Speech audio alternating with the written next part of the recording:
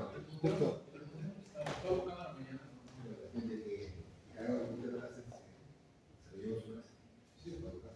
Se me queda un poco igual que ya se lo voy a ver. Ya.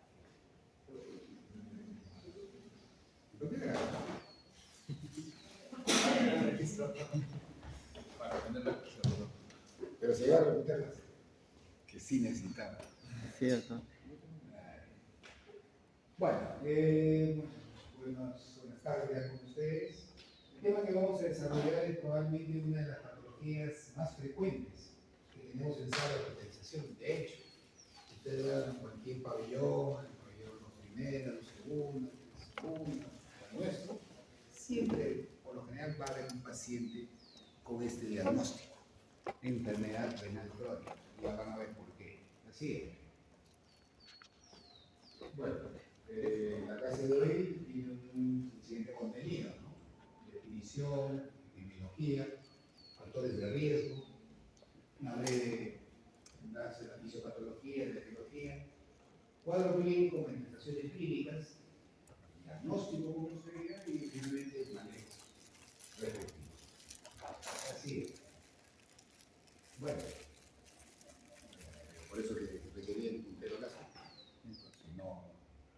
Bueno, ¿cuál es la definición? La definición generalmente ya se establece sobre guías. Como ustedes bien saben, y han pasado por otros capítulos, las patologías más frecuentes hoy por hoy son llevadas ya bajo guías, ¿no? Se han pasado por neumología, hay guías de neumonía, ¿no? Guías de asma bronquial, de POC, pasa por cardiología, hay guías de insuficiencia cardíaca, de hipertensión arterial, ¿no? Y así. El capítulo que algo nos ha precedido, ¿no? Que se ha precedido a ustedes, endocrinología, es guía de diabetes, ¿no? De todo. Pues nefrología no ha estado exenta de ella. Y también está establecido bien en guías, ¿no? Que son las guías por el grupo de trabajo del Caribe, ¿no? Que es básicamente las manifestaciones globales para el mejoramiento de la enfermedad renal. Entonces, este grupo de trabajo, evidentemente por nefrólogos, ¿no? Elaboran americanos y europeos, establecen estas guías que nos sirven casi a todo el mundo para hablar el mismo idioma, ¿no? Y en el caso particular de la enfermedad renal crónica, que es una enfermedad común, establece el criterio bajo dos conceptos.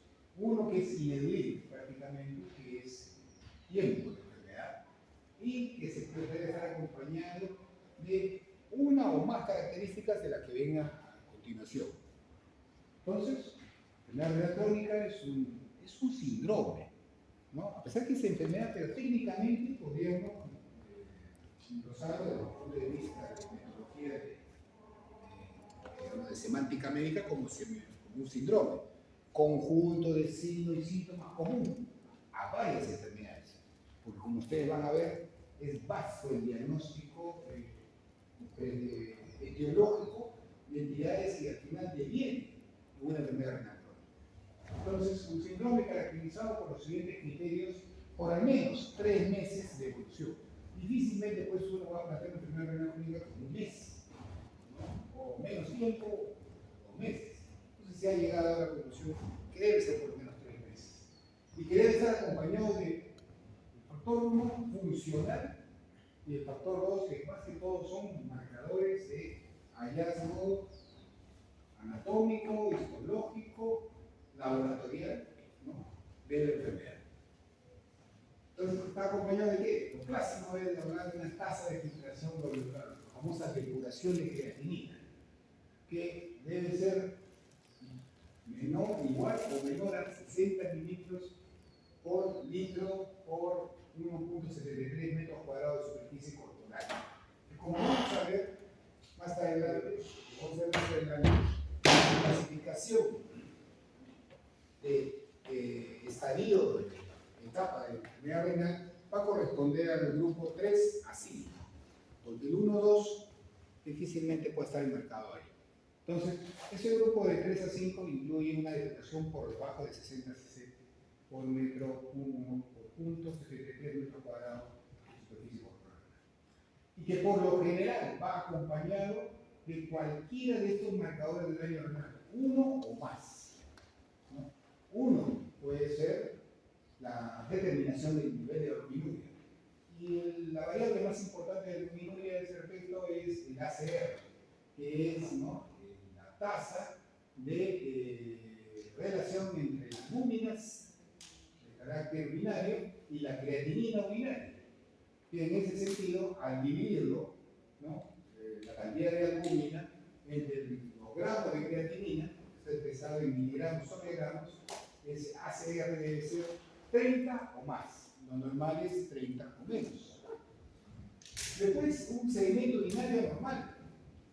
El sedimento urinario es el que simplemente ve la cantidad de células en orina, ositos, hematíes.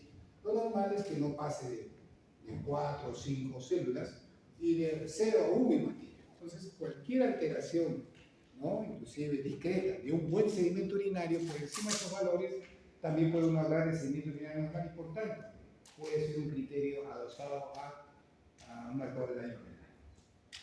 O de modo indirecto, a través de la normalidad de los electrolitos.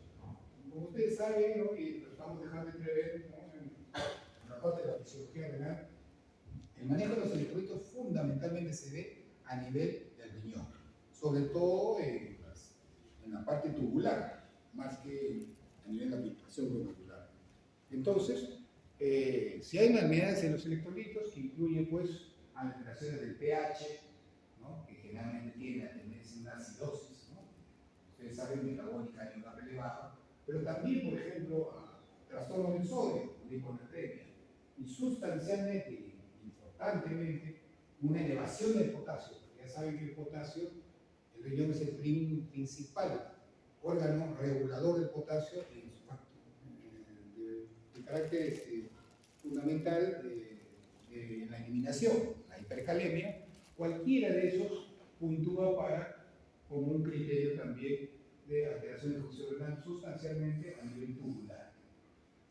Bueno, anormalidades histológicas, a veces por biopsia se puede determinar esto. Ya hemos conversado, dejado entrever en la clase de glomerulopatías que el hallazgo histológico de daño renal es la fibrosis intersticial, la atrofia tubular, la esclerosis glomerular. Eso se puede ver fundamentalmente en las biopsias de pacientes con problema renal. Y también puede haber alteraciones estructurales dictadas por las imágenes. Fundamentalmente estamos hablando de la ecografía, ¿no? Estamos recurriendo a dos conceptos básicamente: el tamaño renal y la diferenciación ecográfica, como el ecógrafo naturalmente, entre la corteza y la médula. De tal modo que el criterio ecográfico será tamaño renal. Recordad que el tamaño renal puede oscilar entre 9 a 11 o a 12 centímetros de tamaño del riñón. Generalmente uno habla de un 10 de promedio más o menos 1, ¿no? 10 por 5 por 2 a 3, ¿qué significa? 10 de largo, 5 de ancho y 3 también de espesor, de grosor. Entonces, pero más hacemos alusión a la longitud de riñón que se mide entre polo y polo, ¿no? Entonces, menos de 9, estamos hablando de un riñón pequeño, ¿no? Y eso generalmente está como un marcador, por ejemplo, de daño renal crónico, ¿no? Un riñón crónicamente afectado es un riñón pequeño, menos de 9 centímetros. Pero puede haber enfermedades renales crónicas con riñón preservado e inclusive con riñones de tamaño grande. ¿Sí? Esto no es una regla. Y bueno, más difícilmente si hay una historia de trasplante renal que, bueno, en nuestro país, ¿no?, realmente son pocos los casos. Nosotros somos un país que casi va en la cola de Latinoamérica de nivel de trasplantados renales, cuando realmente debería ser más en un mundo como el de ahora. Entonces, esos son los criterios que uno tiene que tener en cuenta para rotular, estar frente a un paciente con enfermedad y decir que estamos frente a un paciente con enfermedad renal crónica. Así es. Bien, con respecto a la epidemiología, mire, a nivel mundial, en el 2021, de la pandemia, ¿no?, se hizo cuánto, con un estimado de cuántos pacientes tienen problema renal crónico. Y son como 850, se calcularon que fueron como 850 millones de pacientes o de personas que tenían algún grado de enfermedad renal crónica. ¿Alguien sabe cuál es la población de la humanidad? ¿Cuántos somos los que vivimos en el planeta Tierra? 8.000 millones. No sé, inclusive hace pocos semanas, meses creo, ¿no? Se dijeron, nació el paciente 8.000, que llegó a 8.000 millones, ¿no? Entonces, sí, pues, entonces estamos hablando de 850, de 8.000, ¿no? Fácil es determinar el porcentaje. ¿Cuánto tiene el porcentaje? 850 de 8.000, ¿cuánto sería? Un poco más de 10%, ¿no? De 10%. La prevalencia va entre 12 y 13%. O sea, de cada 10 personas que vemos en la calle, una tiene algún grado de daño renal. O sea, patología sumamente frecuente. Por lo tanto, ustedes tienen que saber bien esto, porque ustedes se están preparando primero para ser médicos generales y van a ver estos pacientes, por ejemplo, en su seguro, en su internado. Va a ser moneda corriente. Es la sexta causa de muerte, ¿no? Se dice que aproximadamente 2.4 millones de muertes a nivel mundial al año, ¿no? Y de ellos, probablemente, una de las enfermedades, esta complicación de este síndrome, tiene una prevalencia alta en enfermedades crónicas muy comunes, ¿no? Ya ustedes han pasado por endocrinología, la diabetes, ¿no? Es un problema a nivel mundial, hipertensión también, ¿no? Pero a nivel mundial es una patología sumamente frecuente. Entonces, y miren cuánto es el porcentaje en diabéticos hipertensos de enfermedad renal crónica, casi un tercio de los pacientes. Entonces, casi es una asociación frecuente, un matrimonio casi continuo, ¿no? Diabetes, hipertensión, inmediatamente tenemos que nosotros tratar de descartar algún grado de enfermedad renal crónica. No esperemos que sean pacientes que tengan el famoso aliento urémico, la palidez terrosa, eso no. Ustedes ya la enfermedad renal crónica se detecta, como el criterio lo dice, con menos del 60% de tasa de curación renal. Y hay un montón de gente que está caminando en la calle y no lo sabe que tiene enfermedad renal crónica. Entonces ahí viene la capacidad de detección, de despistaje, el famoso screening de los americanos, que trata de descartar, pues, ¿no? Y a tiempo, de repente, cambiar la historia natural de esa patología. Miren, en Perú también tenemos censos, ¿no? Al respecto, ¿no? Información al respecto. En 2021 se estima que más o menos hay 3.060.000, ¿no? 794 pacientes que tienen mayores de 18 años que tienen algún grado de enfermedad renal crónica, ¿no? ¿Cuántos millones somos en Perú? 33, a veces ya son 34, no sé yo, ¿no? Y 3 millones, o sea, también una cifra parecida cercana al 10%, ¿no? O sea, vamos por ahí, ¿no? De los cuales se estima que ya, de esos pacientes que son terminales renalmente, son 23.418. Y por tanto, un paciente con enfermedad renal crónica terminal debe tener terapia de reemplazo renal, ¿no? Pero se ha encontrado que ellos solamente 19.000 lo están recibiendo. O sea, aquí sí que hay una brecha aproximadamente de un 20-30% de pacientes renales crónicos con todos los criterios para diálisis en el Perú y no lo reciben, ¿no? Entonces ya se imaginarán un poco el vía crucis de estos pacientes. Y que bueno, en la terapia de reemplazo renal como complemento a diálisis, ¿no? El 99%, el 98-99% de los casos tienen muy altos costos, ¿no? Y miren, se estima que solamente dializar a los pacientes, digamos, por el sistema de seguro integral de salud y de salud también consulado dializa pacientes, se lleva del 3.35 al 6% del presupuesto destinado a salud, se lo lleva estos pacientes de diálisis. O sea, es una patología cara. Entonces, ¿qué hay que hacer para que esta patología no sea cara? ¿Qué creen que hay que hacer? Trasplante, alternativa. ¿Qué hay que hacer? Prevención. Prevención, así es, ¿no? Ya ustedes tienen que estarse acostumbrando, ustedes son médicos del siglo XXI, a no solamente dedicar a curar, porque cuando es curar ya es tarde. Tienen que aprender ya ustedes como un bichito que uno debe tener en un chip, que debe tener uno es a prevenir. Entonces, haciendo los estudios de depistaje, sospechar, oler la población de riesgo que puede ir en un futuro no muy lejano a enfermedad renal crónica. Y eso se hace modernamente sobre saber bien los factores de riesgo para evitar llegar a esas instancias, ¿no? Y por tanto, hacerle ahorrar al país y al paciente estos altos costos, ¿no? Y darle una mejor calidad de vida, inclusive cambiar la historia natural dramáticamente de la enfermedad renal crónica. Entonces, para eso es muy importante, ¿no?, los factores de riesgo, ¿no? Y además, la enfermedad renal crónica es un factor de riesgo independiente para enfermedad cardiovascular y para disfunción cognitiva. Se ha encontrado que los pacientes renales crónicos, en donde aparece primero el problema, eso después va a llevar a enfermedades cardiovasculares.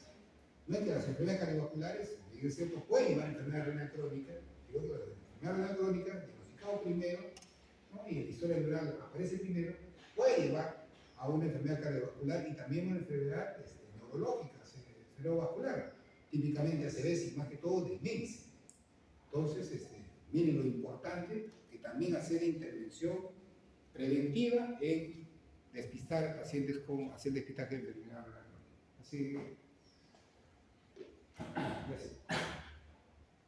Bien, para eso ya conversamos, hay categorías de enfermedad renal crónica y lo dividen en grupos, los famosos G, ¿no? De G1, G2, G3A, G3B, G4, G5. Ok, que nada más expresan, hace alusión al grado de alteración de la función renal de la depuración de creatinina, del clínico de creatinina, clínico renal. G1 son aquellos pacientes que tienen una depuración calculada de más del 90%, normal o alta se lo digo. G2 generalmente entre 60 a 89, que se habla que es moderadamente disminuida. Y acá viene el famoso punto de corte, ¿no? Por de G3 hacia abajo, ¿no? G3A, que va de 45 a 59%, que es de leve a moderada disminución. G3B, que es moderada a severa disminución, de 30 a 44%. Y G4 son aquellos que tienen menos del 30%, de 15 a 29%. Eso corresponderá a pacientes severamente disminuidos. Y finalmente el G5 es menos del 15%, esos pacientes se rotula claramente de falla renal. Y cuando alcanzaron este estadio G5 de falla renal, definitivamente son pacientes tributarios de alguna forma de terapia de reemplazo renal.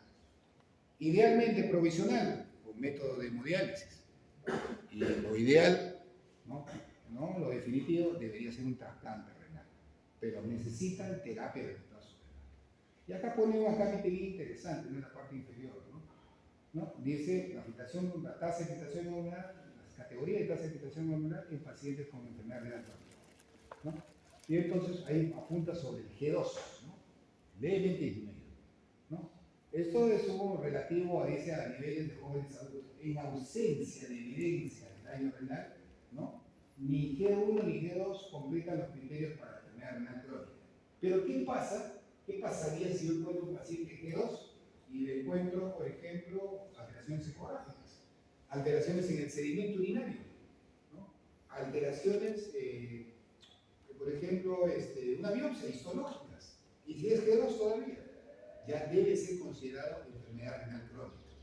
O sea, ese es el criterio alternativo que estábamos diciendo, ¿no? Doctor. Porque es bien difícil de establecer por 3 meses, ¿no? Porque lo ideal es que uno tenga también la última creatinina previa, ¿no?, hace 3 meses, ¿no?, y otra creatinina actual. Entonces, si uno ve que esa creatinina previa, haciéndole la fórmula de la depuración de creatinina, lo tiene aumentado, lo tiene disminuido, ¿no?, en más de 3 meses, ya uno puede hacer el diagnóstico temporal. Pero generalmente en nuestros pacientes, todos le hacemos de saque, ¿no?, y encontramos pues que los valores de la depuración pueden pasar como normal, pero si le hacemos estudios integrales de ecografía, de sedimento urinario, ¿no?, inclusive alteraciones como más larga electrolitos, si encontramos alguna alteración, podría considerarse a G2 inclusive como pacientes que podrían ser por enfermedad renal crónica. O sea, como ven, el grado de perspicacia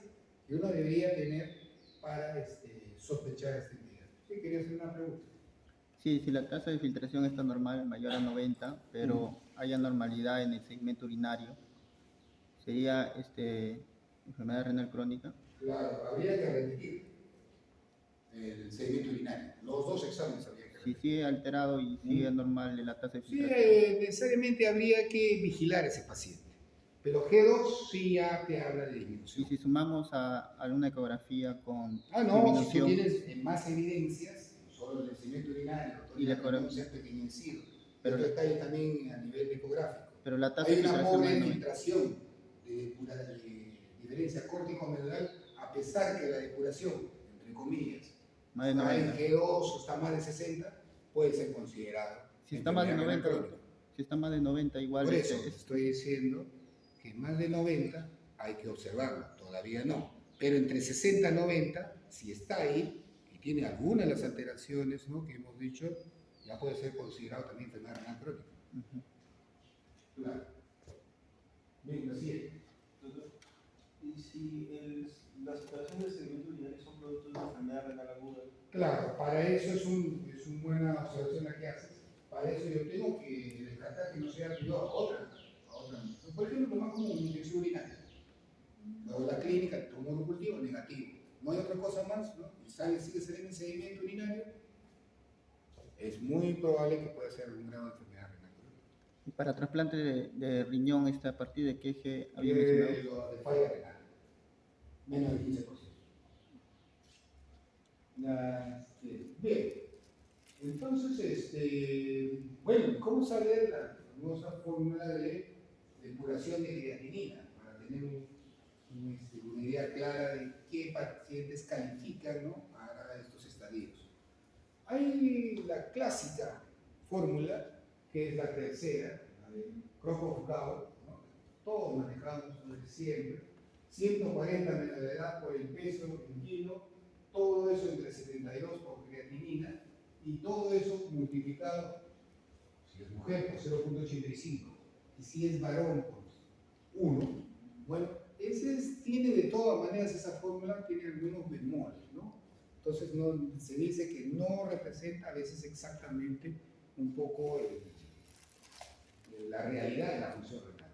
Por eso que estos pacientes, además de que es una fórmula que está al alcance de la mano, que tiene un grado de cercanía de curación muy cercano al 85 al 90%, resulta todavía en la práctica un elemento adecuado. Hay otras fórmulas, ¿no?, que son un poquito más exactas, pero más complicadas. O sea, tendrían que estar prácticamente como en un aplicativo, ¿no? Ponerlo ya, porque como pueden ver, hay la del MDRD simplificado, hay con 4 variables, la otra completa con 6 variables, y abajo aclaramiento de creatinina. En estas dos primeras, como pueden ver, está elevado a potencias. Que sea la potencia, una de ellas a menos 0.99, otra a menos 0.203 y así. Entonces, para eso necesitaría un aplicativo, porque no es fácil en una calculadora elevar a esas potencias. Son fórmulas más exactas, pero un poquito más difícil de tenerlas a la mano. Y también hay lo del aclaramiento de creatinina, que es un examen de laboratorio. Por eso que la depuración de creatinina tradicionalmente en el Perú la tenemos de dos tipos, o la tenemos bajo dos métodos. Uno, a través de la fórmula, eso se llama la medida, la medida, digo bien, y la otra la hallada. La hallada es por laboratorio. Y para eso necesito orina 24 horas para dosar la creatinina, ¿no?, y también muestra de sangre para determinar el nivel de creatinina en sangre del paciente. Y eso, evidentemente, con el volumen de 24 horas, obtenemos la aclaración el aclaramiento de creatinina, que probablemente es una fórmula un poco más exacta que la tradicional fórmula de Crocco-Gao, ¿no? Lo que por hoy es válido y pragmático que midamos la función renal bajo esos dos métodos. Uno es un examen de laboratorio y es una fórmula. La siguiente. Bien. Bueno, esta tablita, ¿no?, esta gráfica, de repente no los es desconocido a ustedes, ¿no? Ya la deben haber llevado probablemente en fisiología renal y también en semiología. Esta tabla de doble entrada, ¿a qué variables incluye? Incluye pues al grado de compromiso renal expresado en la depuración de creatinina, con la clasificación que hemos dicho, P1, P2 hasta P5, y por el otro lado, en la horizontal, está el grado de albuminuria, ¿no? Y como pueden ver, la albuminuria hay tres tipos, A1, A2, A3, hay tres columnas, ¿no? Que se basan fundamentalmente en el nivel de albúmina, ¿no? Nivel del ACR, ¿no? Albúmina, la tasa de albúmina sobre creatinina, ¿no? Entonces, si esto es menos de 30 miligramos por gramo, que es lo normal, columna A, ¿no? Si es más de 30 miligramos a 300, técnicamente estamos hablando de esa variable que se llama microalbuminuria. Y la tercera columna, la A3, corresponde a más de 300 miligramos por gramo. Algunos le llaman proteinuria manifiesta, ¿no?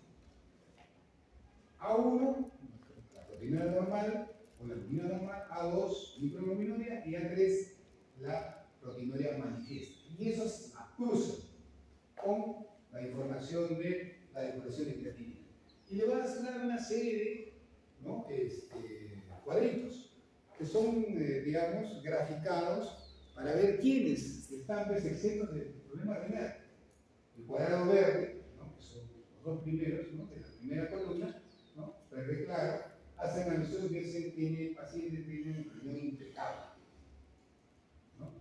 Y va en esta relación a lo que le llama bajo riesgo, porque lo que intenta graficar esta tabla de cuadros es el grado de riesgo de desarrollo de enfermedad renal. Entonces, cuadraditos verdes, que solamente son dos, es bajo riesgo de enfermedad renal, ¿no? La segunda, la amarilla, ¿no? Hay un moderado riesgo de enfermedad renal, cuando combinan las dos variables. La naranja, o ámbar, ¿no? Es alto riesgo de enfermedad renal. Y la roja, definitivamente, es muy alto riesgo de enfermedad renal. Probablemente miren desde dónde ya es rojo, ¿no? Desde precisamente el concepto del grado 3A, el grupo 3A, que ya recordamos que era de 45 a 59 o menos de 60, que ya técnicamente o tradicionalmente se denomina enfermedad renal crónica, ¿no? Y con más de 300 miligramos por gramo de 24 horas. Ya es completa a los dos lados con una nefropatía establecida y evidentemente muy alto riesgo, casi confirmando el riesgo, ¿no? Y todo lo que está por debajo. Entonces esta tabla nos permite ver grado de riesgo de desarrollo de enfermedad renal crónica si es que ya lo tiene. Así. Bien, de esto podemos deducir dos cosas, ¿no? Que hay dos factores importantes, ¿no? Que determinan la función renal. Ya no solo la depuración de creatinina, solamente, sino también el grado de proteinuria o albuminuria. Ya son dos variables importantes. Entonces, en general, la albuminuria o la proteinuria es el factor modificable más potente de la progresión de una enfermedad renal crónica. Sobre esas cifras es donde debemos actuar. La albuminuria o la proteinuria en 24 horas. Miren, el deterioro renal es importante a partir del grado 3, aún sin clínica. Miren, si todos nos hiciéramos los chequeos, los famosos chequeos que siempre son importantes, ¿no? Y diríamos pues albuminuria, ¿no? En orina de 24 horas para ver la tasa, ¿no? Albúmina creatinina, además de nuestra urea creatinina, la pasáramos a la fórmula, ¿no? Tradicional de la depuración de creatinina. Con solo eso, ese detalle, podemos detectar muchos pacientes que ya tienen enfermedad renal crónica, de repente del 50% de infiltración glomerular o de 55%. Y tú les preguntas, ¿cómo se sienten? Yo me siento muy bien, doctor. O sea, no siente nada. Como muchas de las enfermedades, de las más frecuentes, ¿no? A las que bautizan muchas veces de epidemias silenciosas, sobre haber escuchado ustedes cuando llegaron cardiología, ¿no? Hipertensión arterial, la epidemia silenciosa. Diabetes mellitus, la epidemia silenciosa. Lo mismo también ustedes pueden hablar de la enfermedad renal crónica en estadio de grado 3. Y ya hay un deterioro ya importante. Ahí aclarando, ¿no? Los grados 1 y 2 tendrían que estar acompañados de otros signos, los que vimos, ¿no? Y para ser considerados particularmente el grado 2, ¿no? Como enfermedad renal crónica, sin tener en cuenta la declaración de creatinina que estaba inclusive por encima de 60%. Entonces, consideran la filtración de un glomerular expresada en la declaración de creatinina y la proteinuria como claves para el diagnóstico y el pronóstico de un paciente en cualquier momento, cuando uno hace traza una línea de evaluación. Ahora, ¿toda proteinuria es expresión de enfermedad renal? No necesariamente. Miren todas las condiciones en las cuales puede haber proteinuria y no ser un paciente de enfermedad renal crónica. Tengan en cuenta si tiene fiebre, si está inclusive el propio estrés, ¿no? El famoso estrés, ¿no? Si son pacientes que hacen ejercicios extremos, ¿no? Les gusta hacer sus caminatas, su footing en la mañana de 2 o 3 horas, qué sé yo. Si tienen insuficiencia cardíaca, ¿no? El famoso síndrome, ¿no? Cardiorrenal, ¿no? Que también ustedes lo deben haber visto cuando miran cardiología. O una parrilla, ¿no? La noche previa, una buena parrilla, ¿no? De 300, 400 gramos, ¿no? Al día siguiente lo que va a hacer es pues, una albuminuria de la patada, una proteinuria tremenda. Entonces hay que tener muy en cuenta diagnóstico diferencial de proteinuria antes de rotular a ese paciente que está perdiendo proteínas por enfermedad renal crónica. Bien, y decíamos que el número clave con el cual podemos cambiar la historia natural de un paciente que está en proceso de enfermedad renal crónica, inclusive asintomático, silente, hacer la intervención en ese momento, cambiamos y evitamos que ese riñón progrese a un daño crónico irreversible si nosotros le hacemos microalbuminuria y lo encontramos entre 30 a 300 miligramos de albúmina en orina de 24 horas. ¿No? Se ha determinado que ese factor de riesgo de deterioro renal y de efectos cardiovasculares. Ya ustedes seguro les han enseñado en cardiología, el doctor Toros, el doctor Bastidas, qué sé yo, ¿no? Cuando llevaban hipertensión arterial, la famosa disfunción endotelial, y medían la albuminuria. ¿Pero dónde tiene que tener la albuminuria en relación con esto? Sí, pues tiene una directa relación con ello, un impacto. Entonces, trabajar sobre la microalbuminuria, es decir, tratarla, ustedes van a cambiar muchas cosas. Su riñón, su endotelio, su corazón. Entonces, esa cifra es mágica y ustedes ya se deberían acostumbrar, como parte del chequeo de un paciente, pedirle la tasa de microalbuminuria en orina de 24 horas, ¿no? Y ver si está en esa cifra y ahí podemos hacer intervenciones terapéuticas como vamos a ver en breve, ¿no? Hay un concepto también importante que es la hiperfiltración glomerular, que es producto de una vasodilatación de la arteria aferente, o sea, la arteria por donde ingresa la sangre al glomérulo, con una vasoconstricción de la eferente, o sea, no lo deja salir de ahí. Y por tanto el glomérulo empieza con este rechoncho, ¿no? Y eso ocasiona que un estrés mecánico sobre la cápsula de Bowman y activación inflamatoria tubular y glomerular. O sea, ¿qué pasa en esa fase, en esa etapa de hiperfiltración glomerular? El mejor modelo para haber entendido esto fue el riñón del diabético, donde claramente, históricamente, se han hablado de fases de la nefropatía diabética. Y la primera fase es la hiperfiltración glomerular, donde por el contrario, como su término no me lo dice, el riñón o los glomérulos propiamente, las nefronas, filtran más de la cuenta. O sea, están trabajando muy bien, a 100, 110, 120%. O sea, quiere decir esos glomérulos están muy bien. Pero no, ese 100, 110, 120 es peligroso sobre las paredes glomerulares. ¿Por qué? Porque va a inducir esto, ¿no? Estrés sobre la pared de la cápsula de Bowman y liberación de factores inflamatorios, ¿no? Citoquinas, células, y va a empezar a desarrollarse una enfermedad renal. Entonces hay que tener mucho cuidado con esa primera fase que aparentemente el riñón está trabajando más de la cuenta, puede ser muy problemático en el futuro. Así es. La siguiente, decíamos que, bueno, ¿y cómo, doctor por detectar a todos los pacientes, les pido, les descarto para hacer enfermedad renal crónica, ustedes como médicos del siglo XXI tienen que empezar a trabajar sobre los famosos factores de riesgo. ¿Qué paciente me amerita que haga también este estudio para precisamente descartar esto y prevenir que aparezca esta complicación? En la enfermedad renal crónica hay factores de riesgos, como en la cardiología, como en la enfermedad coronaria, la insuficiencia cardíaca. Hay factores modificables de riesgo, hay no modificables, y hay algunos directamente relacionados a la propia enfermedad renal crónica. Los famosos modificables mucho coinciden con lo que ustedes ya conocen en cardiología.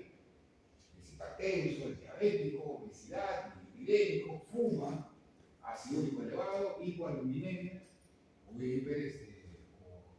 hiperalbuminuria. Todos esos factores, como pueden ver, y como les han enseñado en cardiología, son modificables con estilos de vida, ¿sí? A veces con ciertas intervenciones terapéuticas farmacológicas, pueden ser modificables. Y al modificarlo, van a tener impacto en un potencial desarrollo de enfermedad renal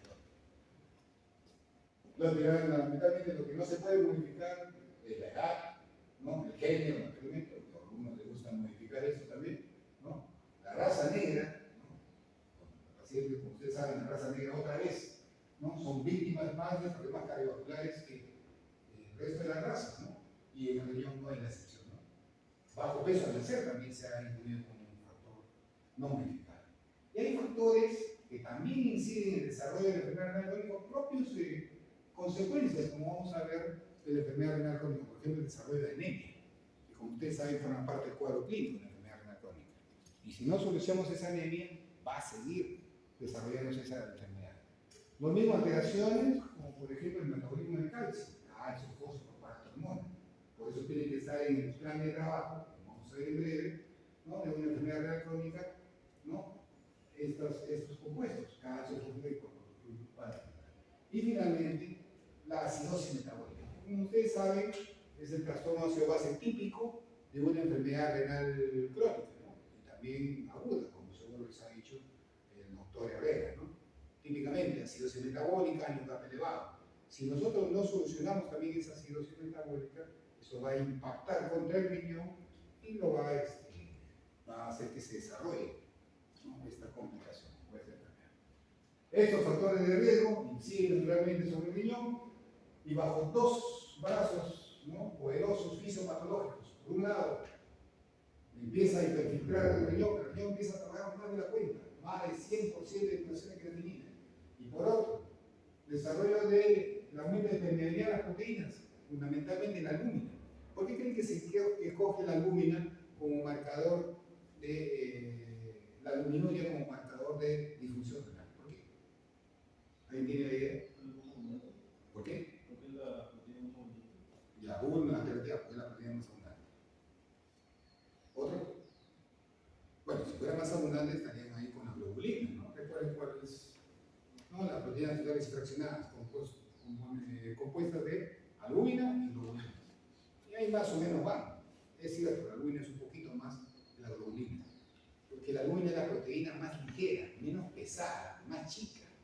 Las otras proteínas son más complejas. Entonces, para que ya lo normal es que poco o nada de albúmina se filtre por el glomérulo. Pero ya si empieza a pasar albúmina, que es la proteína más chica, que significa que algo está pasando en la membrana glomerular, ¿no? Y entonces hay problemas de filtración. Por eso que se escoge a la albúmina. Porque ya cuando pasan globulina, pasan de todo, ya la enfermedad es avanzada, ya está. Entonces, esa es la razón por la cual los dos factores, si no hacemos absolutamente nada sobre ellos, van a progresar en el desarrollo de una enfermedad renal crónica. Así. Etiología. Como buen síndrome, conjunto de signos y síntomas común para varias enfermedades. ¿Y cuáles son esas varias enfermedades? Miren, el listado. Se ha agrupado primero por grupos de enfermedades y después por etiologías específicas. En la primera columna están las causas, los grandes grupos de enfermedades. En la segunda están enfermedades de riñón dentro del contexto sistémico. Hay enfermedades renales sistémicas y hay enfermedades renales químicamente puras. solamente por el riñón. Y esa es la tercera columna, ¿no? Enfermedades renales primarias, asociadas a primarias, y las secundarias, la de la columna del medio, ¿no? Asociadas a enfermedades o dentro, forman parte de enfermedades sistémicas. Las enfermedades no regulares, ¿no? Ya ustedes conocen ejemplos de enfermedades renales secundarias, ¿no? Diabetes, la que dice, la primera causa. Las enfermedades autoinmunes, ¿no? Las que ya hemos estado conociendo, las vasculitis, el lupus, infecciones sistémicas, por ahí, ¿no? Hemos visto ya que el VIH y algunos virus producen, pues, ¿no? Dentro de su cuadro clínico, no renal. Medicamentos y neoplasias. Y neoplasias incluidas también como gammopatía monoclonal, esa es la amiloidosis. Y por otro lado, enfermedades glomerulares primarias también por causa de enfermedad renal crónica. Ya lo hemos conversado con nosotros, ¿no? La glomerulosclerosis focal sedentaria, las glomerulopatías rápidamente progresivas, la nefropatía por IgA, son enfermedades primarias y eso puede ser produce enfermedad renal crónica. El otro gran mundo de las enfermedades renales son las tubulopatías, o tubulointerticiopatías renales, ¿no? Algunos dividen las enfermedades renales en dos grandes grupos, o glomerulopatías o nefropatías tubulointersticiales, haciendo alusión a una clasificación anatómica, ¿no? Glomérulo, corteza, túbulo intersticio, médula, ¿no? Y ahí están, pues también responden a enfermedades sistémicas, ¿no? Túbulo intersticiales, ahí están, ¿no? Infecciones sistémicas, probablemente, pues, ahí están pielonefritis crónica, tuberculosis, por ejemplo, ahí está, también enfermedades autoinmunes, apoyosis, medicamentos, también neoplasias, por ejemplo. Un ejemplo clásico es el mieloma múltiple, ¿no? El mieloma múltiple puede ser de los mejores modelos de enfermedades crónicas, ¿no? De corte tubulointersticial. Y eso ya lo veremos en su video momento. Mientras que solamente que acontece en el periodo y nada más, ahí están la litiasis renal, los cálculos, las uropatías obstructivas, las nefritis intersticiales propiamente del riñón y infecciones urinarias. La causa más frecuente, pielonefritis crónica, es decir, infecciones urinarias a repetición, ¿no? Entonces ya ustedes van colegiendo qué cosa van a ir preguntando al paciente de enfermedad renal crónica por historia clínica. Tienen que preguntar rápidamente todas estas cosas. Las enfermedades vasculares, ¿no? Son otro gran grupo de enfermedades renales, vasculares secundarias, ¿no? Por ejemplo, ¿no? Aterosclerosis, microangiopatía trombóticas, ¿no? Embolocéntricos, las vasculitis sistémicas. O de repente vasculitis solamente confinada al riñón. Hay vasculitis renal, ANCA y solamente limitada al riñón, ¿no? Enfermedades heredofamiliares también pueden ser causa de enfermedad renal crónica. A nivel glomerular puede estar la famosa, a nivel primario y secundario puede estar la enfermedad poliquística renal, ¿no? Que de hecho es la enfermedad renal congénita crónica más frecuente, ¿no? Inclusive tiene una clase determinada por su frecuencia, por su importancia, una clase destinada para esta entidad. También están el síndrome de Alport, el síndrome de Fabry, y enfermedades congénitas también están las podocitopatías, ya como expresión, ¿no? Crónica. La siguiente.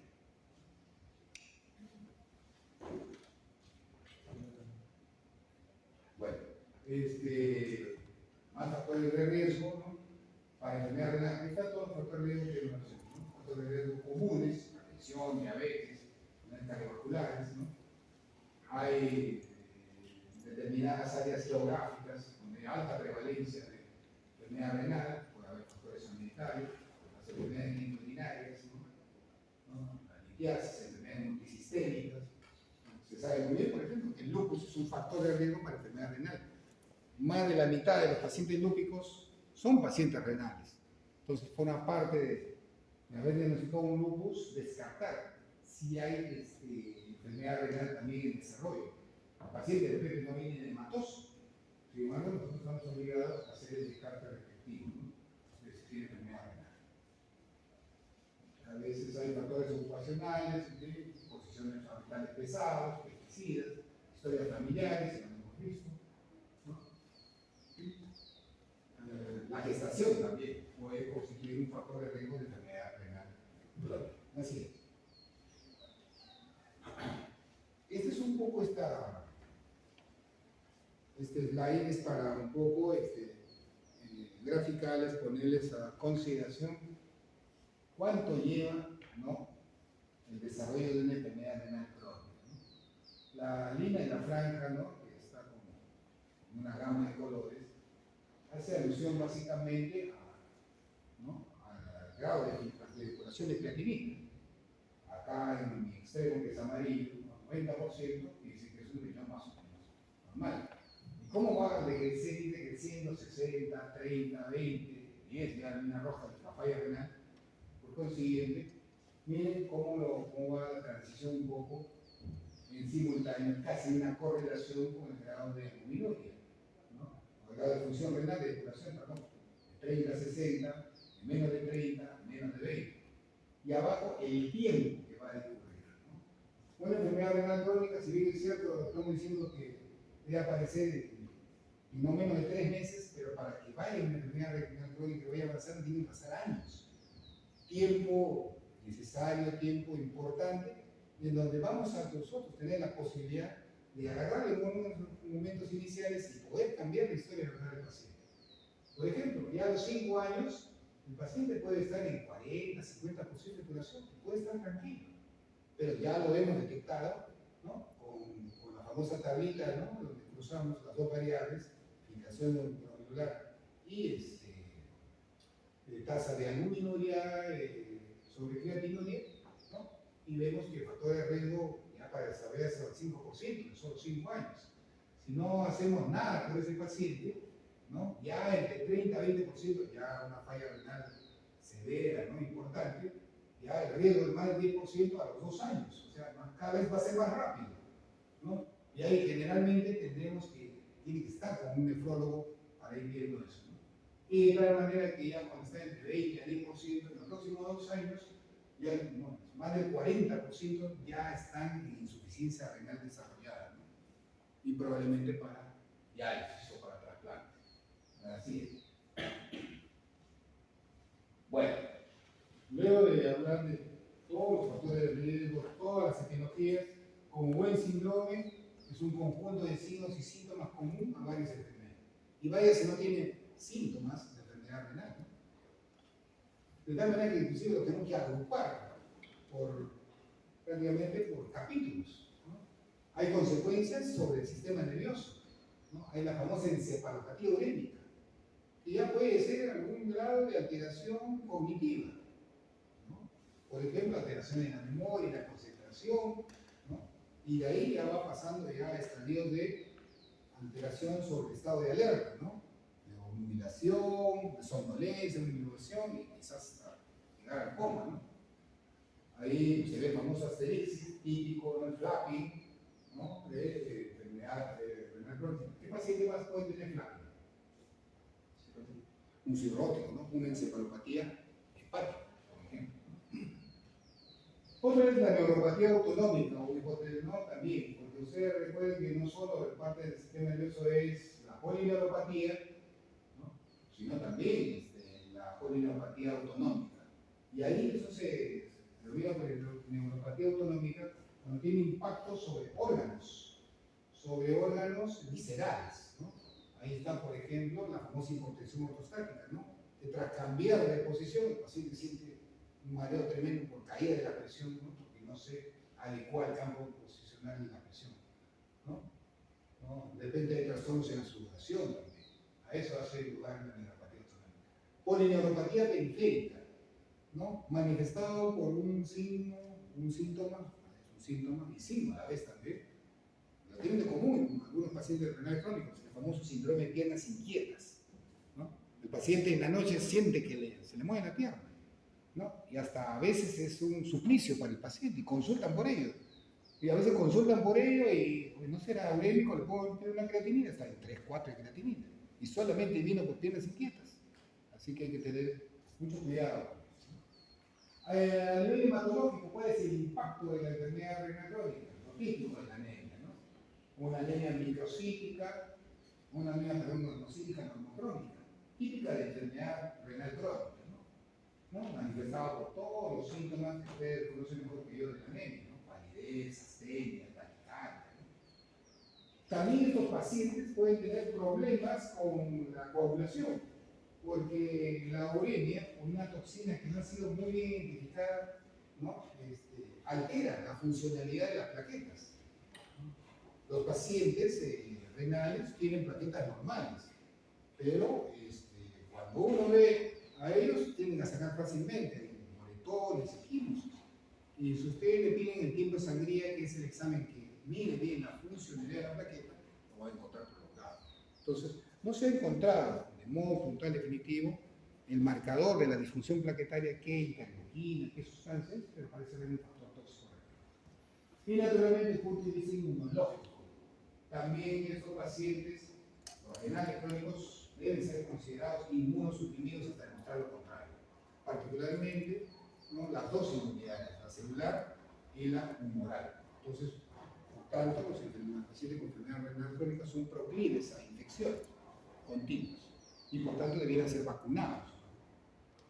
Bueno, las afecciones cardiovasculares ya hemos dicho, son varias, ¿no? Primero, venga el problema renal, puede haber hipertensión, insuficiencia cardíaca, arritmias, problemas isquémicos, pericarditis clásico, las clásicas causas de pericarditis, y a veces algunos preguntan por eso. Dolor torácico, ¿no? Un poquito infiltrado la yugular y le toman radiografía, un corazón ensanchado.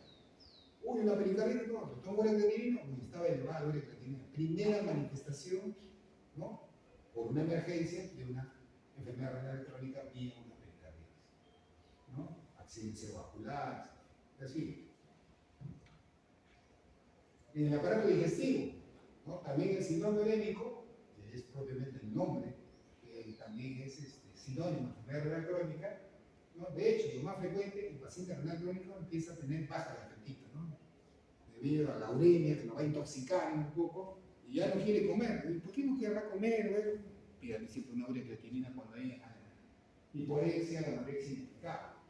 Hasta llegar inclusive a las náuseas y vómitos. Más de una oportunidad hemos hecho el diagnóstico de enfermedad renal, ¿no? Por solamente el paciente nos viene por náuseas y vómitos. Causa aislada, ¿no? Quería uno investigar si es que había algo de endoscópico, no, era pedirle una creatinina. Y estaba elevado y se acabó. Ese paciente tiene un síndrome anémico expresado por náuseas y vómitos, ¿no? Por esas características de las plaquetas, ¿no? Que no funcionan bien, tienen asangrado y puede haber una hemorragia digestiva alta o baja en estos pacientes. El sistema locomotor también puede haber debilidad muscular, dolores óseos, recuerden la famosa osteodistrofia renal, ¿no? Consecuencia de la enfermedad renal crónica, una de las manifestaciones pueden ser dolores óseos, picazón, prurito, en fin. Alteraciones del sistema endocrinológico, también alteraciones en insulina, hiperglicemia, ginecomastia, en la función sexual también, ¿no? Y lo típico de estos pacientes, trastornos en los electrolitos, hiperfosfatemia, hipocalcemia, hipermagnesemia, hiponatremia, hiperpotasemia, acidosis metabólica. Importante, hipocalcemia, ¿no? Por déficit de vitamina D. Estos pacientes necesitan, por tanto, suplementos de calcio, generalmente buena parte por déficit de vitamina D que también es disminuido, ¿no? Estos pacientes necesitan bajarles el potasio, ya sabemos lo que hemos conversado, ¿no? Y dificultad para excretar el potasio por un falla renal. Y con la siguiente acidosis metabólica. Y como siempre, pues, ¿no? A la vez hipocalcemia, hay hiperfosfatemia, ¿no? Ellos son como un sub y baja, ¿no? Baja el fósforo, sube el calcio, baja el calcio, sube el fósforo. Hay una relación inversamente proporcional. Así. Bueno, es una grafiquita que, por donde, ¿no? Hemos conversado en gran medida de las manifestaciones sistémicas, ¿no? La famosa apariencia, ¿no? La palidez terrosa, ¿no? Típica de la enfermedad renal, pacientes con hipertensión, con dificultad respiratoria, ¿no? Debido a problemas de sobrecarga, la misma anemia hace que la performance del corazón tenga que agitarse, ¿no? Los riñones, ¿no? Hay otras importantes, ¿no? Por ejemplo, ¿no? La imagen renal también puede ser clave, por ejemplo, ambos riñones pequeños, ¿no? Con cortical reducida, lo más probable es una glomerulonefritis. Cuando el riñón es pequeño unilateral, y es muy indicativo de enfermedad vasculorrenal o la estenosis de la arteria renal como posibilidad, ¿no? Los cálices como el dedo de como amputados, como País de Martí, después de estar hablando de algún grado de también neuropatía obstructiva. Riñones grandes, a pesar que sean, siempre estamos hablando de riñones pequeños, enfermedad renal electrónica, pero riñones grandes, enfermedad poliquística renal, consideramos quistas renales, ¿no?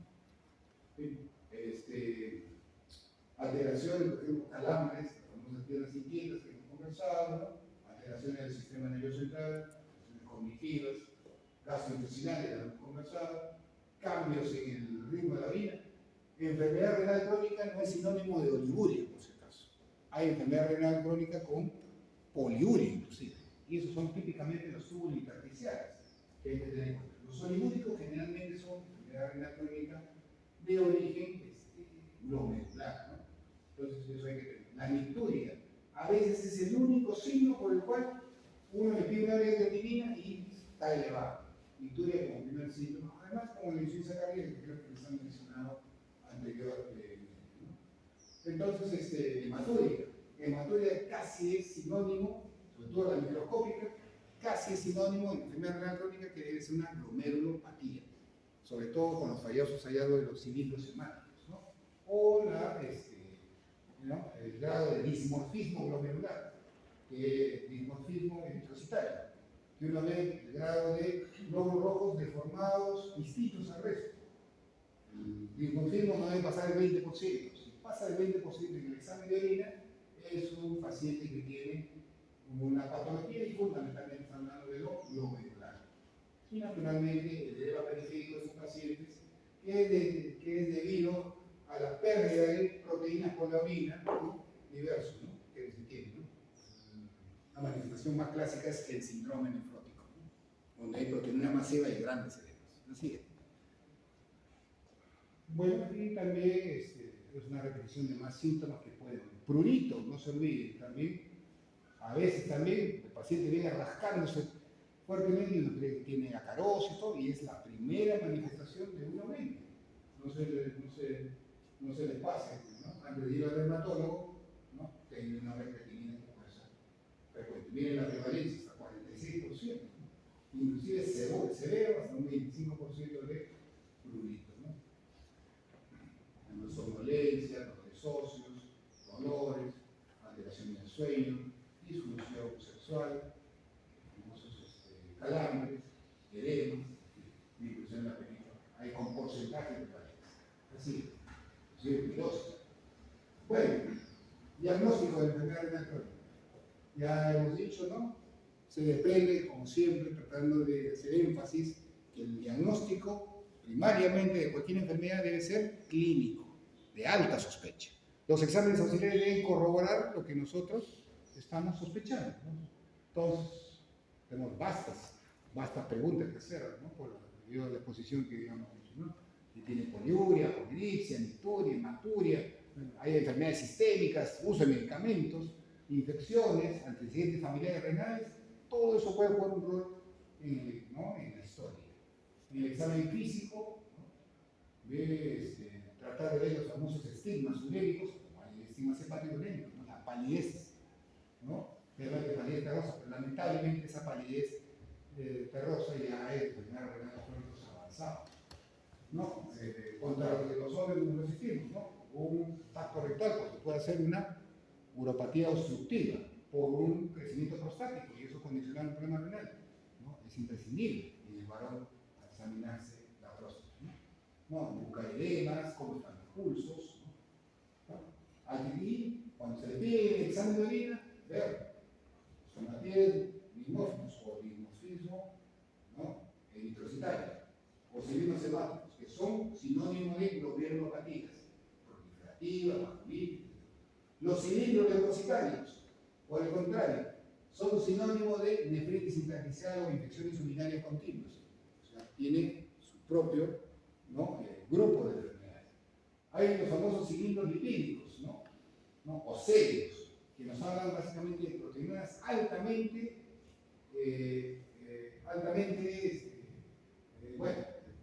elevadas, muy elevadas, ¿no? Estamos haciendo alusión al síndrome de proteínas no solo de 3.5, 5, 10, 15 gramos de proteínas. Eso generalmente van con lipiduria también. Y eso con cilindros lipídicos. Células tubulares, renales o cilindros granulares son indicativos, ¿no?, o serios en general, sin tener una diferencia de enfermedad renal crónica. O sea, el examen de orina complementa el hallazgo de el anamnesis y el examen físico. La siguiente. Bien, la siguiente. A ver. Decíamos que la ecografía renal cumple un rol importante, porque nos permite ver, ¿no?, el tamaño renal, generalmente debajo de 9 centímetros, y la famosa diferencia córtico-medular, que debe ser clarito en la ecografía, pero si no se le ve bien, eso es un rasgo de enfermedad renal crónica, ¿no? Riñones pequeños, debajo de 9 centímetros, ¿no?, pueden ser muy indicativos.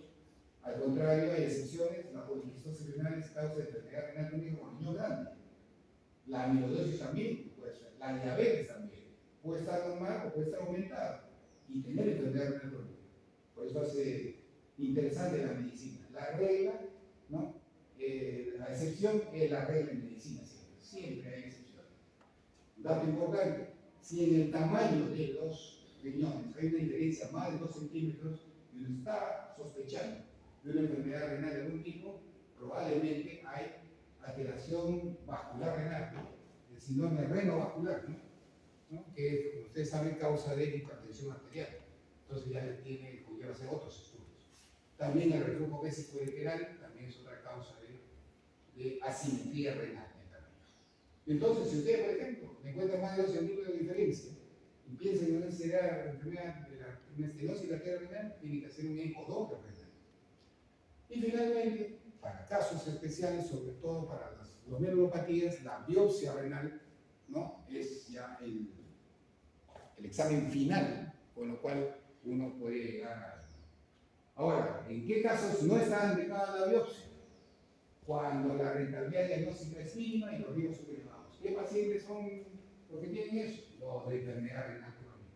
Enfermedad renal crónica, ya para qué hacer biopsia renal, solamente por curiosidad y tienen probablemente nuestros pacientes por alteraciones de coagulación, ya hemos dicho que las plaquetas están alteradas, podría ocasionar un hematoma, ¿no?, una discasia a nivel sanguíneo renal. Entonces mejor a esos pacientes no hacer la biopsia.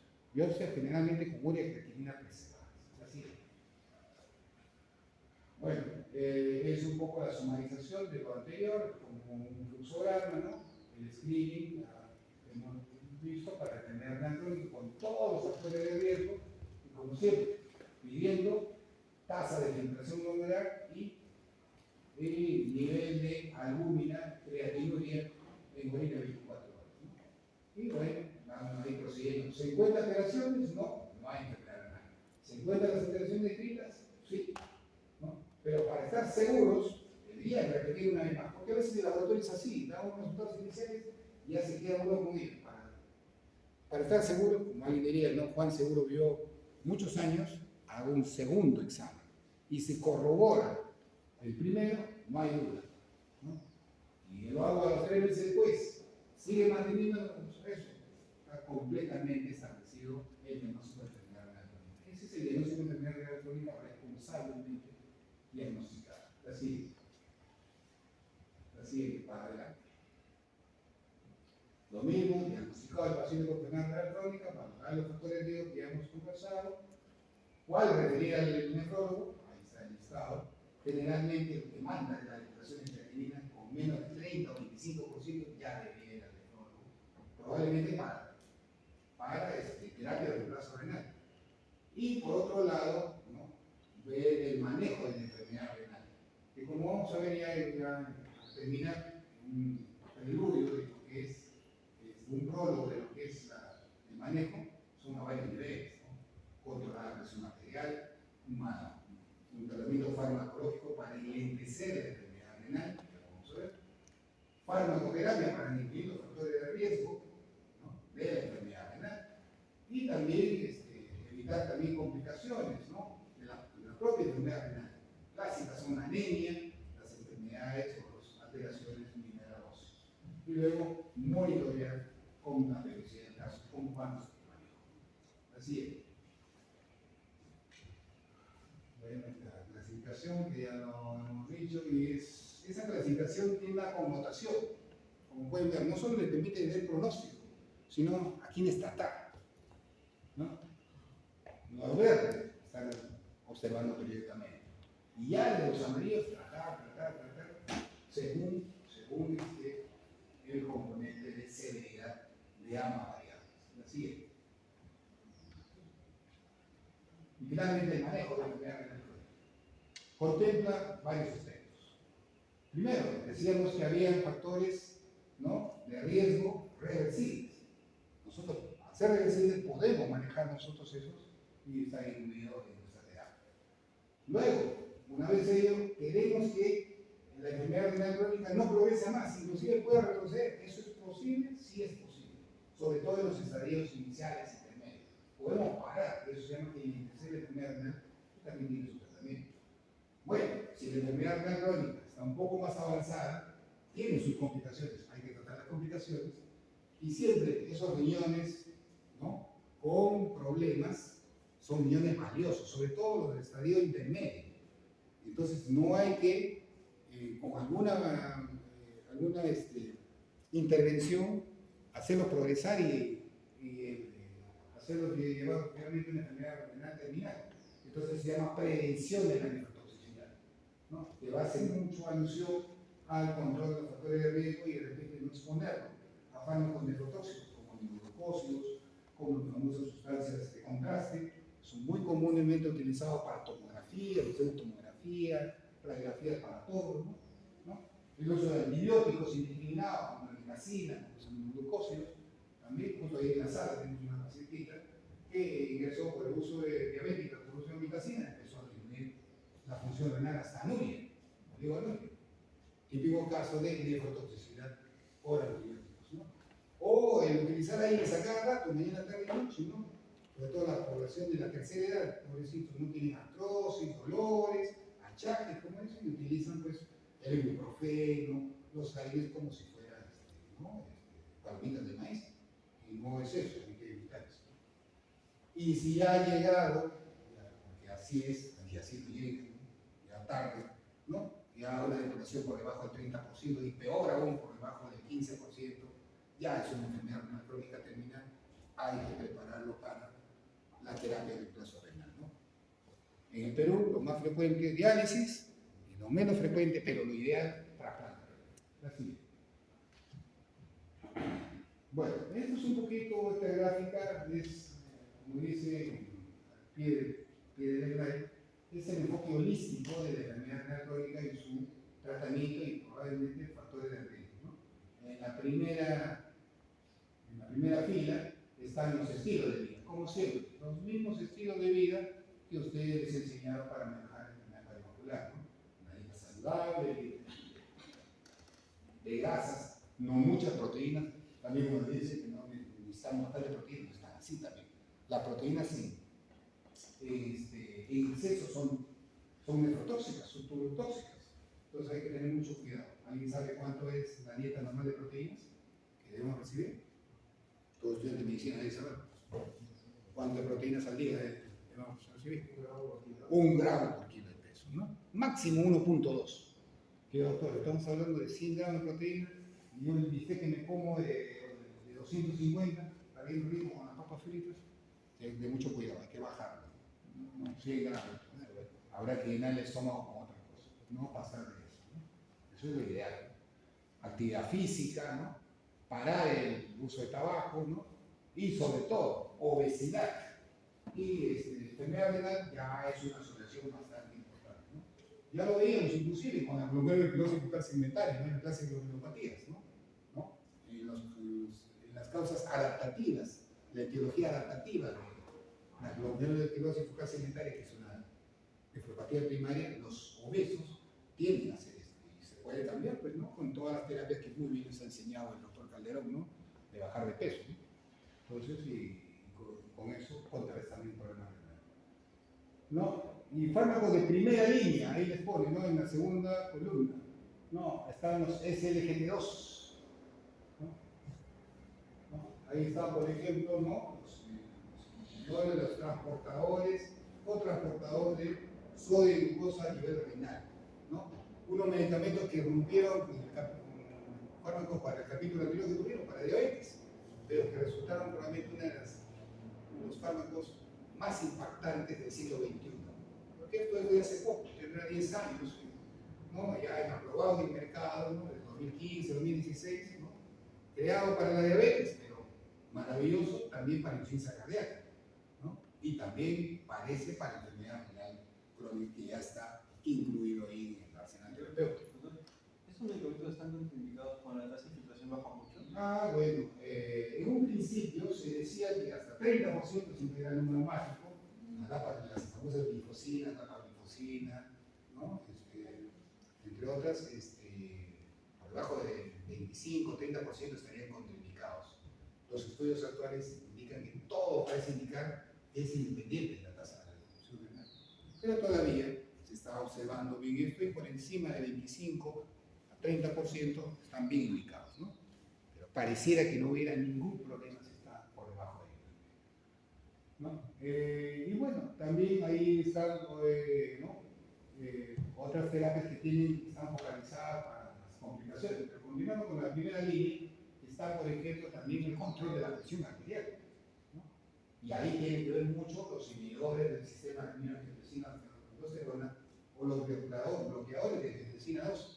El detalle con ellos, que son magníficos antiproteinúricos, si como te controlan bien la presión, mejoran ¿no? Involucionan la hipertrofia del músculo cardíaco, en cardiología y identificación, a nivel de nefrología te disminuye la tasa de albuminuria, porque es un antiproteinúrico.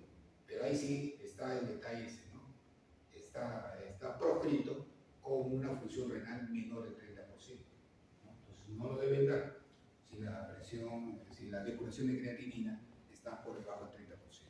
Tanto inhibidores seca como bloqueadores de angiotensina.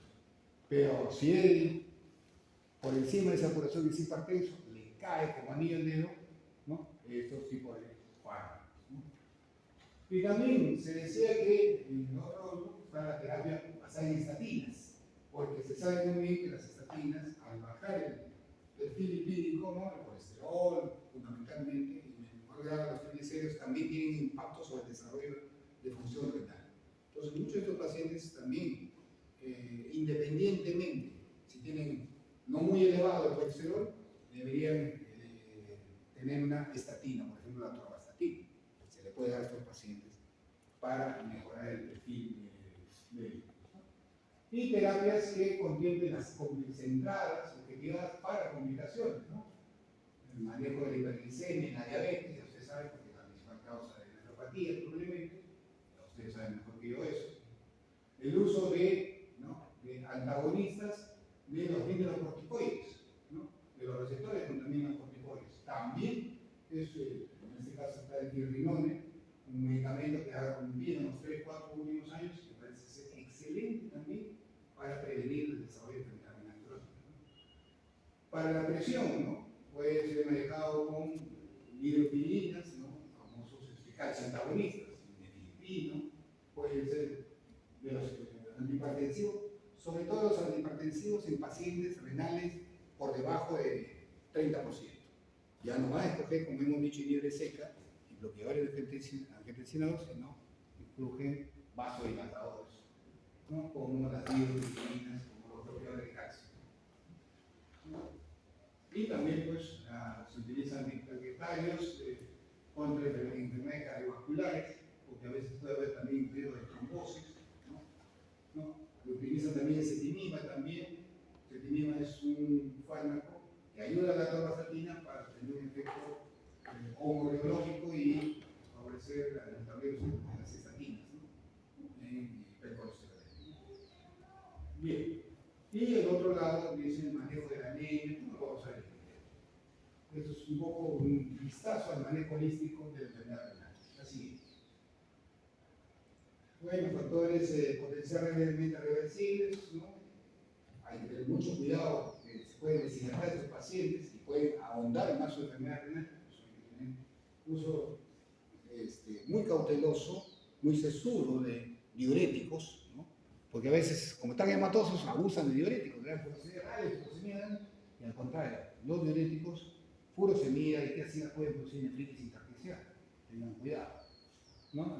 Estos pacientes también por la uremia pueden tener náuseas y vómitos, está de volumen, ¿no? Y ojo con los pacientes de tercera edad que, como han perdido el reflejo de la sed, toman poquita agua y se van deshidratando un poco. La obstrucción renal, por ecografía, un muy buen examen para ver si hay, ¿no?, crecimiento de los riñones por una neuropatía obstructiva. Trastornos metabólicos, ya saben, dosaje de electrolitos, para ver fundamentalmente hipercalemia, acidosis, ahí en vez de es hipocalcemia. Infecciones, porque estos pacientes a veces tienen catéteres de diálisis, y es muy común que sean, llamamos caseritos, estos pacientes de emergencia que vienen renales crónicos por infección de catéter. Cuidado con el uso de nefrotóxicos, ya hemos hablado, pues, contrastes violados, aminoglucosa, AINES, y últimamente que hacemos mucho uso y abuso de la resonancia que tienen gadolinio, y el gadolinio también es un poco nefrotóxico. Y a veces hay que tener cuidado con el preparado para colonoscopías. Paciente de tercera edad, uno cree que está, o cree, o se sospecha que tenga un problema diverticular, un cáncer de colon, y hay que preparar el colon para eso y se le somete a catárticos. Y bueno, limpian el colon, pero también limpian los vasos, ¿no? Es decir, se deshidrata el paciente y eso tiene directo impacto sobre el riñón. A veces después de colonoscopía los pacientes quedan mal y quedan con insuficiencia renal. Y fármacos que hay que evitar, ya hemos comentado. Así es. Lo otro es la nefroprotección. Aquí hace una nefroprotección. A enriquecer la historia natural de fundamentalmente una enfermedad renal crónica en estadios iniciales o intermedios, a evitar que pase el estado terminal. Esa es nefroprotección. Evitar la progresión de la enfermedad, ¿no? Evidentemente, ¿no?, los obesos. Si uno ve algún grado de depuración disminuido y obesidad, ese obeso debe estar con hiperfiltración glomerular y con proteína. Entonces hay que empezar a bajar la dieta con proteína, porque se sabe muy bien que unas proteínas por encima de lo normal, como les decía, pues, ¿no?, un churrasco de 250 gramos para alguien que está en peligro y lo come permanentemente, puede empezar a hacer eso tóxico para su glomérulo y empezar a producir hiperfiltración y por tanto daño renal para los índices. Hay que bajar, ¿no?, la dieta proteica a 0.6-0.8 gramos, porque eso se tendría que consensuar con una dietista, una nutricionista que le va a dar. Y obviamente manejar el sodio. Hay un daño renal importante cuando el sodio está aumentado, no solo para la hipertensión, sino para el riñón. Y se dan las medidas antiproteínicas, inhibidores seca o lo que es la referencina 2, que generalmente el target poblacional sumamente limitado es aquella población que tiene más de 30 miligramos de albúmina en orina de 24 horas, ¿no? Y como dice ahí, explícitamente suspender si la filtración glomerular es más de 30 cc.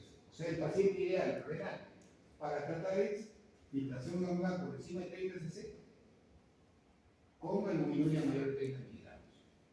Es decir, ese paciente es ideal para tratarlo con inhibidores seca o ARA2 que son antiproteínicos. Siempre de reojo mirar la presión, no voy a bajar. Manejar la hipertensión, ya sabemos mejor que yo cuáles son los antihipertensivos ideales para estos pacientes, y se incluye los inhibidores de SGLT2, no solo en diabetes, y también en riñones no diabéticos, pero que tengan filtración con mayor del 30%. Si los pacientes tienen una elevación de 2 miligramos, tienen edemas diuréticos, furosemida, oxiacidas, pero de modo cauteloso. Y un fármaco que, bueno, solamente está indicado en una enfermedad renal puntual es el tolvaptan, en enfermedad poliquística renal, que ya lo verán cuando tengan clase de la misma, creo que con el doctor Herrera. La siguiente. Este gráfico nos permite ver todas las intervenciones terapéuticas a diferente nivel, ¿no? El esquema, como pueden ver, está el glomérulo con su famosa, ¿no?, arteriola aferente en la parte superior, salida, arteriola eferente, ¿no?, el glomérulo interior, la cápsula de goma, y lo que sale del glomérulo, ¿no?, el túbulo contorneado distal. Entonces, en los cuadros y las flechas señalan los efectos y qué grupo de fármacos interviene en cada uno de ellos, ¿no? Bastante gráfico para que vean, ¿no?, que cada uno de ellos tiene su función propia a esos niveles, ¿no?, con las intervenciones también, inclusive el estilo de vida, también hacen alusión. Interesante es ese cuadro. La siguiente. Bueno, una cápita importante es la anemia en la enfermedad renal crónica. A veces la anemia es el primer síntoma de enfermedad renal crónica. Puede aparecer inclusive con filtración glomerular menor del 60% y evidente, ¿no? Con el 30%. O sea, cualquier anemia, ¿no?, sobre todo un varón, ¿no?, tiene 12, 11, tiene anemia leve, ya le pasará, ¿no?, tiene una doble creatinina, tiene una albuminuria, no va a estar teniendo problemas. Y en las mujeres que se soslaya, a veces ustedes las jóvenes que están menstruando todavía, que es, ¿no?, 12, 11, sí, es por menstruación, de 10 a 11, también hay que pedirle, ¿no?, huella de creatinina y hacer la forma correspondiente, ver si hay algún compromiso, porque puede ser la primera manifestación. Es una anemia típicamente normocítica, normocrónica, e hiporregenerativa, o sea, no regenera fácilmente.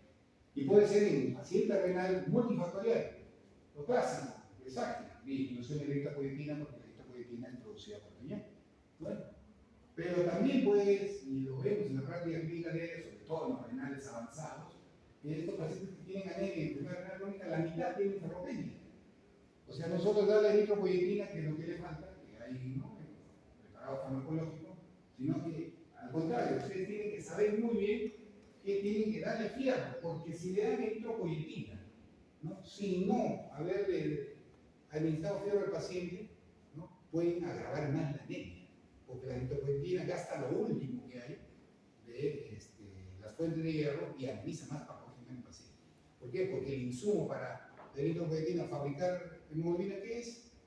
Hierro. Y si no hay fierro, peores, ¿no? Entonces, hay que primero pedirle, está bien, es muy probable que sea por anemia por enfermedad crónica o por enfermedad renal crónica, pero pídale hierro, saturación de transferrina, ferritina. Si están bajos, previamente, un día nomás que lo preceda, inicia el hierro y después en simultáneo eritropoyetina, pero con hierro determinado, ¿no? ¿Cuál es el objetivo de estos pacientes? Pues, lesión multifactorial, la ferropenia, puede haber aumento de la epsilina. La epsilina es un marcador inflamatorio. La epsilina es una proteína, ¿no?, que está muy de moda en los últimos 15 años, 20 años, para explicar muchas anemias de enfermedad crónica. La epsilina es producida por el hígado, ¿no?, y generalmente es un factor rectante de enfermedad inflamatoria crónica. Y la epsilina, a ser sintetizada, ¿no?, por el hígado, ¿no?, lo que hace es facilitar la incorporación o la absorción, mejor dicho, la absorción intestinal del hierro oral. De tal manera que al haber epsilina, en demasía bloquea la absorción de hierro y por tanto no logra aprovecharla bien. Entonces se están haciendo, si yo lo verán con lujo de detalle según mi hematología, y hay intervenciones farmacológicas que actúen sobre la epsilina y que pueda ser la anemia por enfermedad crónica, la epsilina es un gran protagonista, ¿no?, ya solución en el futuro. Ya se puede mejorar a esos pacientes, ¿no?, actuando sobre la epsilina. Entonces, puede ser esa la causa de la epsilina, ¿no? Puede haber fibrosis de la médula ósea por hiperpartidismo secundario. Hay disminución, se ha notado, de la vida media de los glóbulos rojos. Los glóbulos rojos mueren antes de los 120 días. En la enfermedad renal crónica tiene una vida media corta. Parece haber un factor nefrotóxico o hematotóxico nefrológico que hace que los glóbulos mueran o se destruyan antes de los 120 días que normalmente vive un glóbulo. O sea, es multifactorial. Y el tratamiento es con eritropoyetina. El objetivo para hombre y mujer es llevar a un paciente con enfermedad renal de a 10 a 12 gramos. No, que quiero llevarlo a 14 o 15. No, inclusive puede predisponer a trombosis, a problemas. No, 10 a 12 de hemoglobina debe ser el target, el objetivo, la meta que ustedes deben trazarse cuando ustedes ven anemia en enfermedad renal. Y a eso ya que eritropoyetina y hierro sí necesita, ¿no? Por eso ya hemos dicho ver los depósitos de hierro. y de preferencia, no oral, sino habría que darle endovenoso. Le digo lo de la epsidina. La epsidina, ¿no? Hemos dicho, actúa a nivel intestinal, favoreciendo la absorción de hierro. ¿No? Si yo le doy hierro oral por más de un kilo de hierro que le dé por la vía oral, no vamos a ver nada, porque está la hepatita epsidina. Hay que bypasearla. Se la bypaseamos bien con tratamiento de hierro parenteral. Así. Bien, ahí está la gráfica para hablar un poco de la epsidina, ¿no? Y cómo es, ¿no? Un poco el mecanismo de ella, ¿no? Producida por el hígado, actúa a nivel del odeno, en absorción, donde se absorbe normalmente hierro en la parte central del intestino, ¿no? Y también en el sistema activo de la proteína, donde hay las mayores fuentes de hierro para ser dispuestas por el organismo, por la médula ósea particular, para ser retomadas y resintetizadas, nuevamente en hemoglobina y como sustrato para glóbulos rojos. Disminuye la movilización de hierro del res, disminuye la absorción de hierro, eso que va a tener como consecuencia disminución de hierro en el plasma y por tanto la eritropoyetina no puede actuar y no. Así. Y finalmente la acidosis metabólica, otro tema también importante en la enfermedad, ¿no? Ya hemos dicho que es una acidosis metabólica de un GAP elevado, ¿no? El riñón es un órgano clave para eliminar ácidos, y si hay enfermedad renal habrá incapacidad para eliminar los mismos, ¿no? Reduce la síntesis renal de amonio, la reducción de ácido titulable, y por tanto se incrementa el catabolismo proteico y empieza a haber sarcopenia, ¿no? Los músculos de una enfermedad renal crónica joven son los músculos de un ancianito prácticamente, se vuelven sarcopénicos cuando empieza a caer la filtración glomerular menos de 60. ¿No? Entonces, lo que hay que evitar es que estos pacientes caigan en acidosis metabólica, sobre todo importantes, menores a 18 o 16 equivalentes, ¿no? Entonces, generalmente se dice que hay que dar bicarbonato, solución de bicarbonato de sodio vía oral para llevarlos cerca de la normalidad, más de 20, más de 22 mil equivalentes de bicarbonato, ¿no? Entonces, por eso suplemento de bicarbonato oral y algunos manifiestan la famosa dieta mediterránea de rica en álcalis para contrarrestar la acidosis metabólica. Muy bien, doy la siguiente. Bien. Eso es, a grosso modo, ¿no? Lo que debieran saber, ¿no? Y contemplar de manera, es en alguna parte holística, la enfermedad renal crónica en todos sus aspectos. ¿Tienen ustedes alguna pregunta? ¿Alguna pregunta? ¿Por qué las proteínas son nefrotóxicas? Y yo le quería confirmar si un paciente necesita proteína, entonces no se le tiene que dar proteínas para reemplazarlas si está perdiendo por algún proceso. Las proteínas en exceso, pueden ser nefrotóxicas. ¿Por qué? Porque cuando son en exceso pueden empezar a precipitar, ¿no? En los túbulos. Y a la vez de precipitar en los túbulos, ¿no? Empiezan a ser tóxicas para este sector del riñón. Entonces, generalmente una proteinuria o una dieta marcada de proteínas que eleva un poco este nivel puede producir tubulotoxicidad. Por eso que debería manejarse entre 1 gramo a 1.2 gramos como máximo, la dieta normal por kilo de peso del paciente. Y ahí una pregunta, si el paciente ya presenta proteinuria, no le damos más proteínas para reemplazar esta proteína. Ya. Lo que normalmente se tiene que hacer en los pacientes con síndrome nefrótico, que creo que lo que hace esa solución, porque hay demasiadas proteínas, es que se le calcula a través, ya es el caso particular, sino tradicionalmente calculamos, ¿no? Que debe ser una proteinuria, ¿cuántas proteínas le damos al día? Es la cantidad de proteínas que pierde por orina en 24 horas, que le va a salir en el examen, ¿no? Y se le añade aproximadamente unos 5 gramos más de proteínas, a 8 gramos. Si pierde, por decir, ¿no? 8 o 10 gramos, le puedes añadir hasta 5 gramos más de proteínas para que llegue a 15. Eso lo hace fundamentalmente con la proteinuria, Hay lo que le llaman también el balance nitrogenado. El balance nitrogenado, ¿qué significa? Es la tasa de la cantidad de urea que se recolecta en orina 24 horas, ¿no? Que es lo que pierde realmente el paciente, más un 30%, 40% del tiempo, ¿no? Entonces proceso de reposición adicional. Entonces, se pediría a esos pacientes de síndrome nefrótico, como que hace alusión a lo de pérdida masiva importante, ¿no? Para reponerle en su dieta diaria. Pero esa proteína adicional no también sería tóxica para... No, ¿por qué? Porque está perdido. Ah, Está perdido y, ojo, tiene que tener en cuenta, ¿no?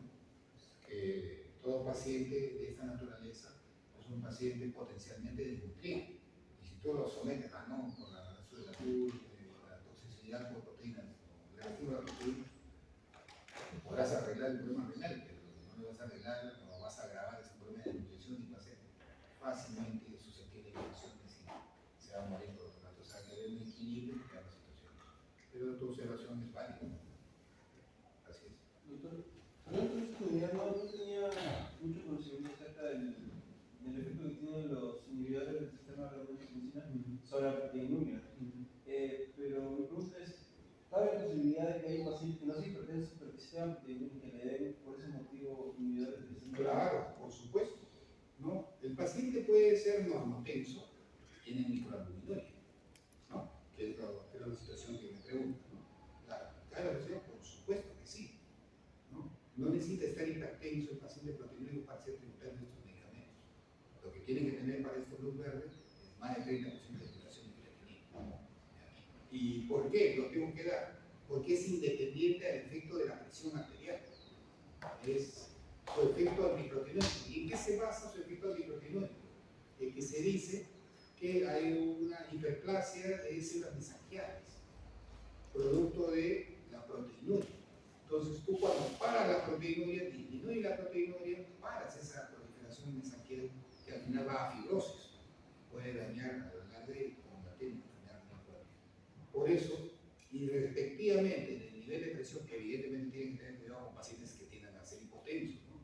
Si tienen 90, 80 de sistólico, no, mejor no, porque depende de lo que le doy, lo daña. Igual que los pacientes con insuficiencia cardíaca, pues se los han enseñado así. Insuficiencia cardíaca, doctor, también le doy riñones secas, ¿no? Siendo hipertenso, no, puede ser normotenso. ¿Por qué? Porque hay un efecto propio, individual, de los riñones secas bloqueadores de angiotensina 2 sobre la hipertrofia del músculo cardíaco, ¿no? Que es la génesis de la insuficiencia cardíaca. Entonces, no es porque sea hipertenso, no es hipertenso, es porque es cardiópata. Por hipertrofia sale la ecografía, ¿no? Ventrículo izquierdo hipertrófico. Por eso le das, porque inhibe la hipertrofia ventricular izquierda, la hipertrofia de las células musculares con efecto tan directo. Igualito ocurre sobre la disfunción endotelial, también, ¿no? También está de moda ver si hay difusión endotelial, ¿no? ¿Sí? También hay una seca. Y en la parte renal es por la hiperplasia de células mesangiales. Claro, y siempre empieza con dosis bajas. Si empieza con un paciente hipertenso, normotenso, tiene que empezar con dosis bajas. Porque recuerda que por naturaleza los genes secos bloqueadores de angiotensina no son antihipertensivos. Si tú le das a dosis normales de hipertenso, puede que te baje la presión. Por eso que en Alaprim, por ejemplo, hay presentaciones de 5 o 10 miligramos y uno la cada 12 horas. Nosotros empezamos con media pastillita, con 2.5 en Alaprim en la mañana, 2.5 en la noche. Y vamos testeando la presión con ella. Y con esas dosis bajas, no de repente no impactará sobre la presión, no me interesa impactar sobre la presión, me interesa impactar con su efecto per se sobre el glomérulo en este caso, ¿no? En la filtración glomerular. No creo que...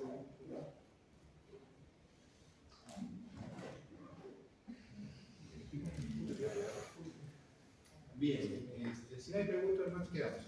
¿No?